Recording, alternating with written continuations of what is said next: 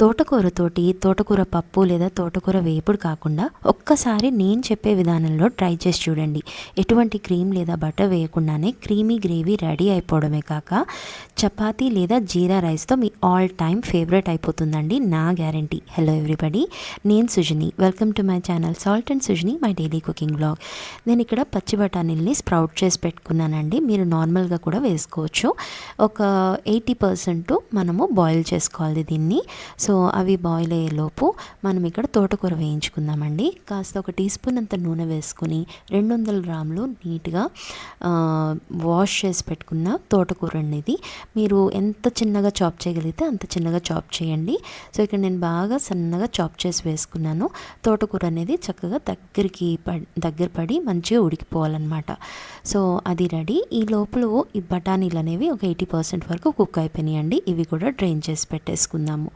తర్వాత ఒక పేస్ట్ తయారు చేసి పెట్టుకోవాలండి, పల్చటి పేస్టు. దానికోసము నేను గ్రైండర్ జార్లోకి 1 టేబుల్ స్పూన్ నువ్వులు, 1/2 కప్పు పల్లీలు, 1/2 కప్పు శనగపిండి తీసుకుంటున్నానండి. వాటర్ తోటి పల్చటి పేస్ట్ లాగా గ్రైండ్ చేసుకోవాలండి దీన్ని. ఓకే, సో చాలా పల్చగా ఉండాలి ఈ విధంగా చూడండి. సో దీన్ని కూడా పక్కన పెట్టేసుకుందాం. సో బఠానీ బాయిల్ చేసుకున్నాము, తోటకూర వేయించి పెట్టుకున్నాము, ఈ పేస్ట్ రెడీ పెట్టుకున్నాం. ఇంకా కూర ప్రాసెస్ చాలా ఈజీ అయిపోతుందండి. ఇప్పుడు కాసంత ఆయిల్ వేసుకున్నాను. దాంట్లోకి ఈ బిర్యానీ ఆకు, జీలకర్ర వేసి అవి మంచిగా చిట్పట్లాడిన తర్వాత 2 పెద్ద సైజ్ ఆనియన్స్ని చాప్ చేసి వేసుకుంటున్నానండి. అలాగే కాస్త తగినంత ఉప్పు వేసుకొని ఇవి మంచిగా ట్రాన్స్లూసెంట్ అయ్యే వరకు వేయించుకోవాలి. సో ఇవి మంచిగా ఆనియన్స్ అనేవి ట్రాన్స్లూసెంట్ అయిన తర్వాత 1 టీ స్పూన్ అంతా జింజర్ గార్లిక్ పేస్ట్ వేసుకుంటున్నానండి. అల్లం వెల్లిపాయ పేస్ట్ పచ్చివాసన పోయే వరకు వేయించుకోవాలి. మూత పెట్టి మగ్గించుకుంటే మనకి పచ్చివాసన అనేది పోతుంది. చాలా టేస్టీగా ఉంటుందండి. రెస్టారెంట్ స్టైల్ లెవెల్లో మీకు ఈ గ్రేవీ రెడీ అవుతుంది అనమాట. సో దీంట్లోకి బేసిక్ మసాలాలు వేసుకుంటాము.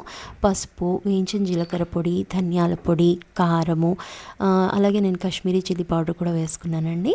అన్నీ వేసుకొని కొంచెం ఒక 1-2 టేబుల్ స్పూన్స్ వేడి నీళ్ళు వేసుకొని ఈ మసాలాలన్నీ కూడా మంచిగా వేగే వరకు వేయించుకోవాలి.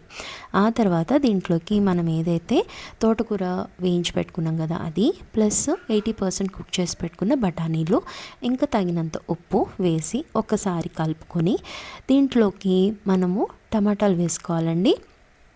సన్నగా తరిగిన టమాటా 2 పెద్ద సైజ్ టమాటాలు నేను సన్నగా తరిగి వేసుకున్నాను. అవి కూడా ఒకసారి హై ఫ్లేమ్ మీద మంచిగా కలిపేసుకొని టమాటాలు మగ్గే వరకు మూత పెట్టి లో ఫ్లేమ్లో మగ్గించుకోవాలన్నమాట. సో టమాటాలు మగ్గిపోయిన తర్వాత దీంట్లోకి మనము ఏదైతే పేస్ట్ గ్రైండ్ చేసి పెట్టుకున్నాం కదండి అది వేసుకోవాలి. దానికన్నా ముందు ఒక 2 పచ్చిమిరపకాయలు చాప్ చేసి వేసుకోండి. తర్వాత ఈ పేస్ట్ని స్లోగా యాడ్ చేస్తూ పోండి, ఒక్కసారే వేసేయకండి, కలుపుతూ వేయండి. సో ఇదంతా ఒక్కసారి బాగా కలుపుకున్నాక ఇక్కడ తగినంత వాటర్ వేసుకోవాలి. ఫస్ట్ అయితే గ్రైండర్ జార్లో కొంచెం వాటర్ వేసి అది వేసుకున్నానండి.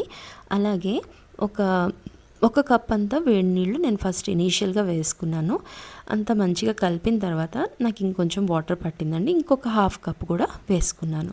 సో టోటల్ ఇక్కడ నాకు 1.5 కప్ పట్టింది. మీకు కన్సిస్టెన్సీ ఎలా కావాలో దాన్ని బట్టి వేసుకోండి. ఇది మరీ థిక్ ఉండకూడదు, అలా అని పల్చగా కూడా ఉండకూడదండి. సో మీడియం థిన్ గ్రేవీ ఉండాలన్నమాట. ఓకే, ఇంక ఇదే టైంలో కాస్త సాల్ట్ కూడా వేసేసుకున్నానండి.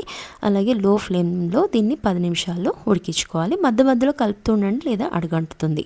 సో చాలా చాలా బాగుంటుందండి రెసిపీ. చపాతీతో కానీ జీరా రైస్తో కానీ అద్భుతమైన కాంబినేషను. తప్పకుండా ట్రై చేయండి. అలాగే రెసిపీ నచ్చినట్టయితే లైక్ చేయండి. నా ఛానల్ని ప్లీజ్ సబ్స్క్రైబ్ కూడా చేసుకోండి. నేనైతే జీరా రైస్తో సర్వ్ చేశానండి. మరో రెసిపీలో కలుద్దామండి. Thank you for watching.